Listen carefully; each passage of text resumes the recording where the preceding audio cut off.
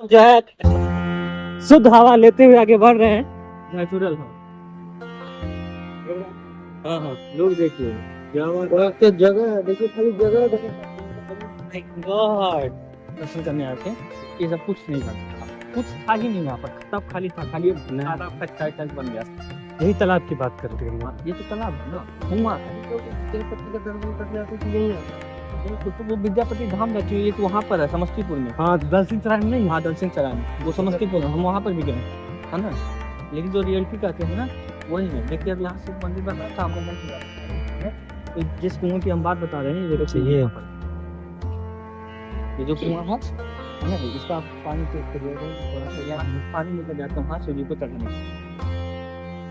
हाँ, यहाँ पर शिव प्रकट हुए थे, तो कहते हैं शिवलिंग 36 चढ़ाई थी, इसको बनाया नहीं।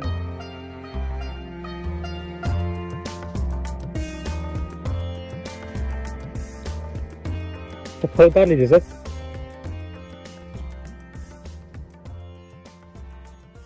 बोलिए सर। ये हम लोग जहाँ पर आए हैं, ये विद्यापति धाम है। ये यहाँ पर है, भवानीपुर में है, मधुबनी में।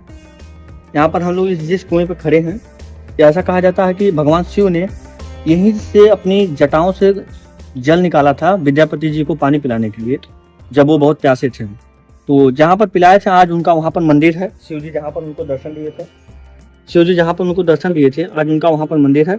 और जहाँ से उन्होंने पानी पिलाने के लिए गए थे, ये गंगा जी है। इस कुएं का पानी अगर पीने पे आप लोगों का गंगा जी का टेस्ट है, ऐसा महसूस हो। और यहाँ से लोग पानी ले जाकर शिव जी को अर्पण करते हैं।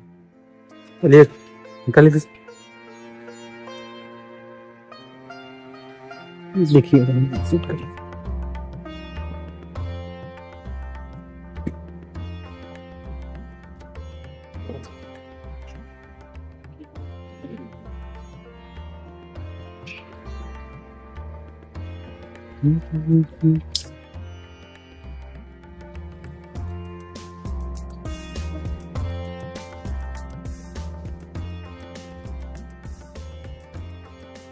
हम लोग जो है जल को टेस्ट करके देखते हैं।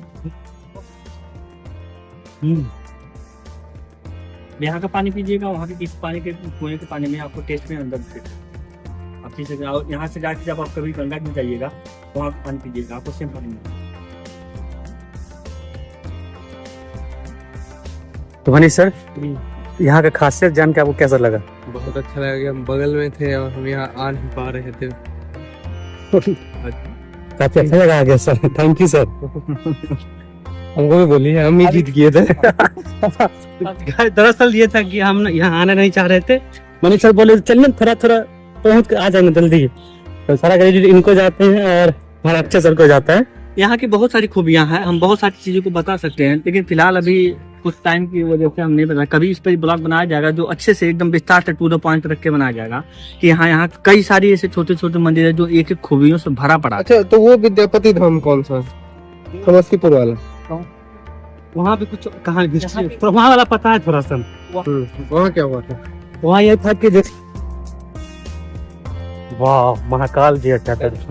हम लोग आ गए हैं उगना महादेव मंदिर में, जो कि यहाँ का जो हिस्ट्री है वो काफी अद्भुत है। जैसे सर ने बताया कि मतलब सुनने से लग रहा है कि क्या कैसा चमत्कार हुआ होगा यहाँ पे। और यहाँ पे देख सकते हैं ये जो मंदिर है वो हमारे निर्माण हो चुका है। ये जो मंदिर है वो हमारे भगवान शिव और हमारे विद्यापति जी से उनके भक्त। नीचे यहाँ से अगर मंदिर के नीचे जाएंगे तो आपको 3 से 4 फुट नीचे जाना पड़ेगा, तो अब वहाँ पर आपको मंदिर शिव जी का दर्शन होगा। जा सकते हैं क्या? हाँ बिल्कुल, चलिए। वह एक चीज और पता चला, एक चीज और पता चला है कि ये जो है मंदिर जो है वो काफी नीचे है। मतलब कि जो हमारा ऊपर देखिएगा 3 से 4 फ्लोर, तो अब उसमें ही हम लोग को नीचे जाना पड़ेगा। वीडियो बना सकते हैं। जब भी आप इस मंदिर में प्रवेश करते हैं, आपको मंदिर में प्रवेश करने से पहले ही, जैसे आप मंदिर में प्रवेश करते हैं, आपको एक अच्छी एनर्जेटिक का को वाइब आता है, आपको फीलिंग ही बदल जाती है। यहाँ पर आने लगेगा एक एनर्जेटिक का फील हुआ।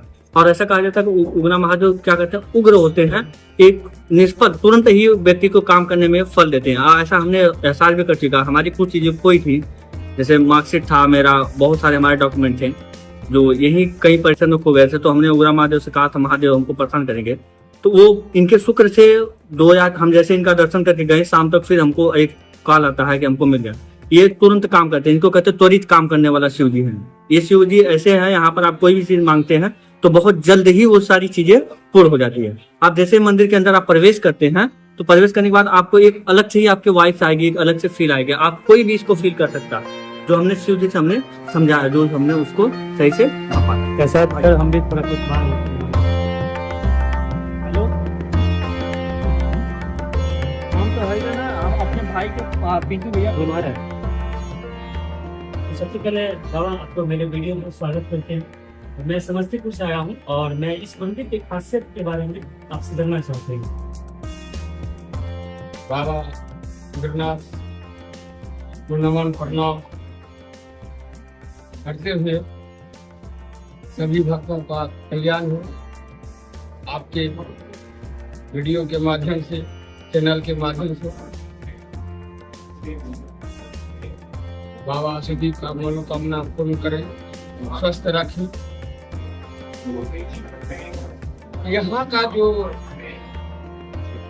कहानी कथा जो विद्यापति से जुड़ी हुई है,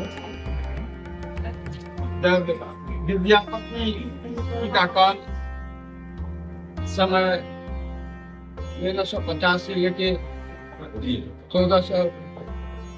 1450 ईस्वी की बात है। विद्यापति जी के रचना स्वर गायन और भक्ति से भोलेनाथ इतना प्रसन्न हुए जो कैलाश छोड़ करके अपना भेष बदल के विद्यापति जी के यहाँ आए।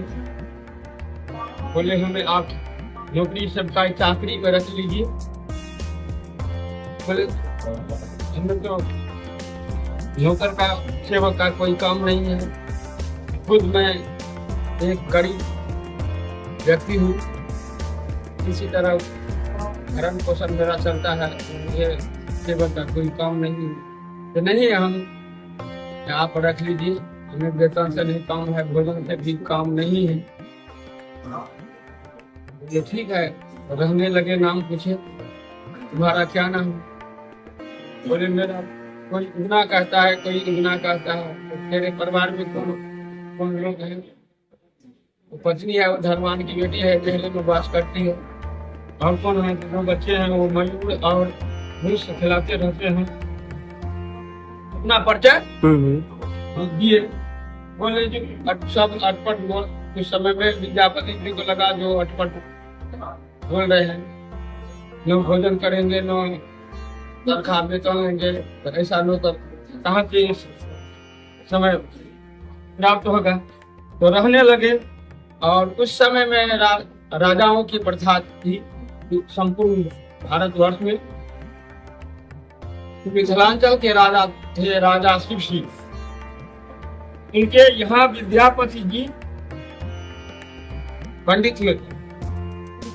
राजा जो होते थे, जैसे अकबर के दरबार में नवरत्न में बीरबल नाम से ये सब लोग थे, वैसे ही राजा शिव सिंह के यहाँ पंडित में विद्यापति जी थे। तो इनकी राज दरबार और विद्यापति जी की घर की दूरी लगभग 45 किलोमीटर की दूरी घटता है। इसी बीच में ये स्थान यहाँ से 10 किलोमीटर दक्षिण में राजा शिव सिंह का गढ़घा किला था, और यहाँ से 35 किलोमीटर की दूरी विश्वी गांव में विद्यापति जी का घर था। तो पहले कोई सवारी नहीं थी, लोग साधारण मानव पांव पैदल चलते थे, और राजा महाराज जो थे वो हाथी घोड़े से चलते थे। जब इस रास्ते से जा रहे थे तो विद्यापति जी को प्यास लगी। बोले उगना उगना जल का प्रबंध करो, कहीं से जल लाओ, कर सुखा जा रहा। साक्षात शिव थे। बोले ला रहे हैं जल, जय देखिए कहीं नहीं जल है। जटाओं गंगा को आवाहन के जटा से गंगा जल निकाल के विद्यापति जी को जब पिलाए, बोले ये तो साधारण जल नहीं है, ये तो गंगा जल है, ये जल तुम लाया कहाँ से? बोले छोड़िए, जहाँ के लिए आए थे वहां के लिए चलिए, देर हो रहा है, शाम हो रहा है। नहीं, जब तक बताओगे नहीं ये जल लाए कहाँ से, तब तक यहाँ से और एक कदम नहीं आगे बढ़ सकते हैं। विद्यापति जी पढ़िए, भोलेनाथ दयालु, दया के सागर, उनसे विद्यापति जी से शर्त कराए हैं, ये जो घटना घटी है और जो घटना घटेगी, जो इसका भेद मेरा भेद नहीं खोलना चाहिए, से मत बोलिएगा। इसी जगह जल पिलाए और दर्शन भी दिए। वही स्थान उग्रनाथ भवानीपुर के भवानीपुर ग्राम अवस्थित पंडोर प्रखंड में जिला मधुबनी के अंतर्गत आता है। तो यहाँ पर वही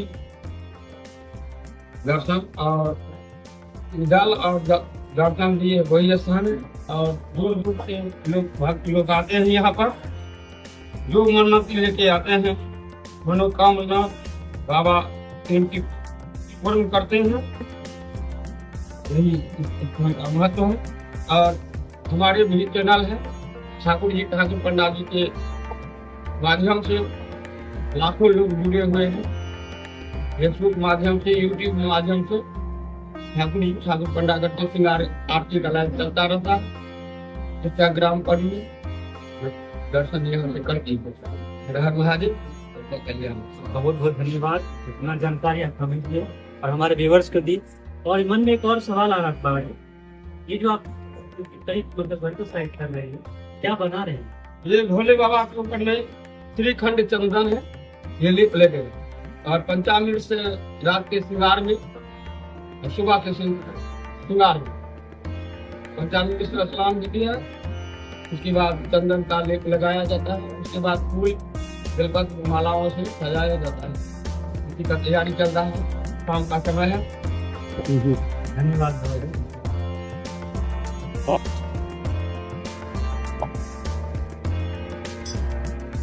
तो ये गाइस, इसी के साथ हमारा जो ब्लॉग है वो समाप्त करते हैं। ये ब्लॉग आपको कैसा लगा कमेंट सेक्शन में जरूर बताइएगा। और आप हमारे ये उगरनाथ महाराज जी के बारे में आप क्या सोचते हैं कमेंट सेक्शन में जरूर बताइएगा। अगर आप इस जगह पे नहीं आए तो एक बार प्लीज विजिट करिए और यहाँ के इतिहास के बारे में जानिए।